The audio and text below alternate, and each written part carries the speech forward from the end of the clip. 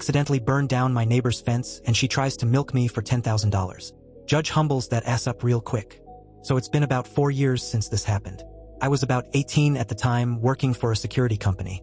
There were constant call-offs and no-shows, have no idea why.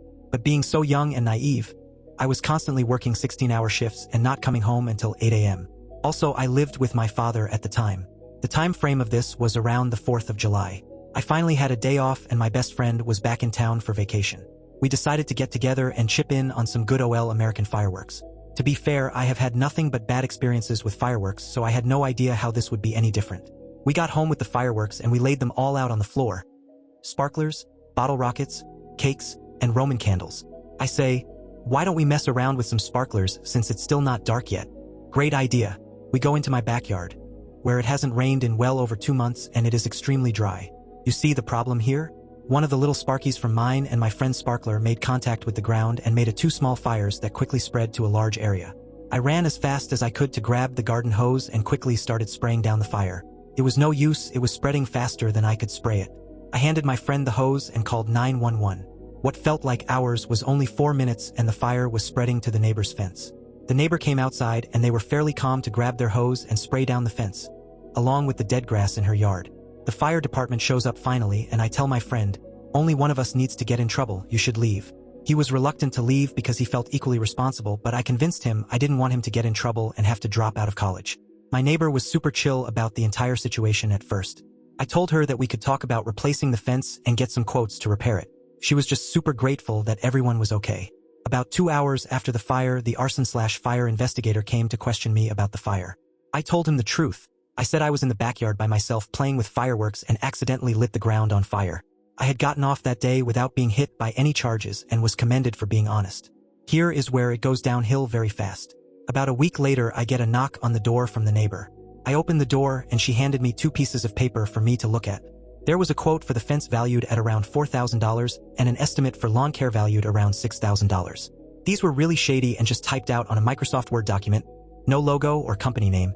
She then adds, I will also be having you pay my water bill for 3 months because the new yard will need lots of water. Now the fence this woman had before was raggedy and falling apart. Her yard, dead grass, weeds everywhere, never mowed it. Now looking at this paper, she wants a mahogany fence and a brand new backyard with flowers and trimmed hedges. I said, I need to get an estimate myself. This doesn't feel right.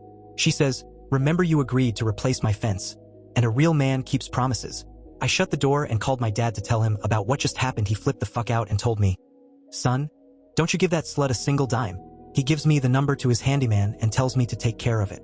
The next day, I had the guy come out for an estimate, and the neighbor ran outside flailing her arms. I did not give you permission to get an estimate on my fence. Technically, it separates the property line, so it's both of our fences. She calls the cops on me for having a contractor, and they ultimately can't do a single thing because I'm on my property. He quickly finishes the estimate off at $1,200. I also knew a guy who did lawn care from my time working at the grocery store. He estimated the lawn reseeding while she was away from the house to be about $800. After I get these estimates, I give copies to the woman and she is having none of it. I don't know these people, I don't want them near my house. They're probably really shitty contractors. I said, no, I know them personally, they are really nice people and do great work. She shut the door in my face and I went on my way. I ended up working a 16-hour shift that night and got home at 8 a.m. And this woman comes knocking on my door at 9 a.m. and demanded I speak to her. I explained, I would really love to do this, but I just got home and I have to be back at work in less than 5 hours.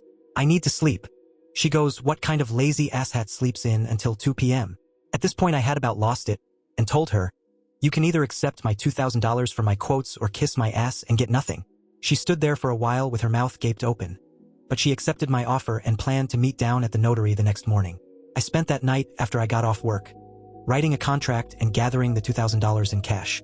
The next morning I wake up and grab this contract to meet down at the notary. I was thrilled to finally be done with this broad and never speak to her again. I waited for her for over 3 hours and she didn't show up. I get a call from her saying, I'm sorry, the $2,000 isn't enough. I'm having my guys start work on this project, and you will be paying me full price. Oh, really? After that, I did not say a single word to her, and I watched for a few months as these guys turned her backyard into an oasis, complete with a small pond, brand new sod and flowers, the whole 9 yards. Come to find out, she had plans to remodel these things for a long time, and was just waiting for the opportunity to go through with it. Also in this time, She used her remodel funds to go on a trip to Hawaii. You know how I found out about this? She was bragging about it on the neighborhood Facebook group and didn't know I was in it. I have a different Facebook name than my real name. Are you ready for the revenge? Now 4 months after the fire and all the remodels, I get served papers to go to court for $10,300. At 18 years old, I'm having to hire a lawyer to work my case. When we finally do get into court, I lay everything out. The quotes, being harassed multiple times, not showing up after agreeing to a deal, not wanting me to get my own quotes, required by law by the way, and her bragging about screwing me out of money, and I have proof of all of this. The judge looked at her and said, "Ma'am, with all due respect, you're out of your daggum mind. Not only did this young man tell the truth of what happened, he offered to pay you more than he was supposed to. Your lawn was already dead before the fire occurred, therefore, he is only responsible for the fence of $1,200. I will also deduct from this his lawyer fees, $800. So I burned this woman's fence down and all I'm having to give her is $400? Cool. She took a huge financial loss from this. Not sure how much the Hawaii trip cost her, but she was in serious debt. She ended up having to sell the house because of it and moved into a smaller house. Haven't heard anything from her since."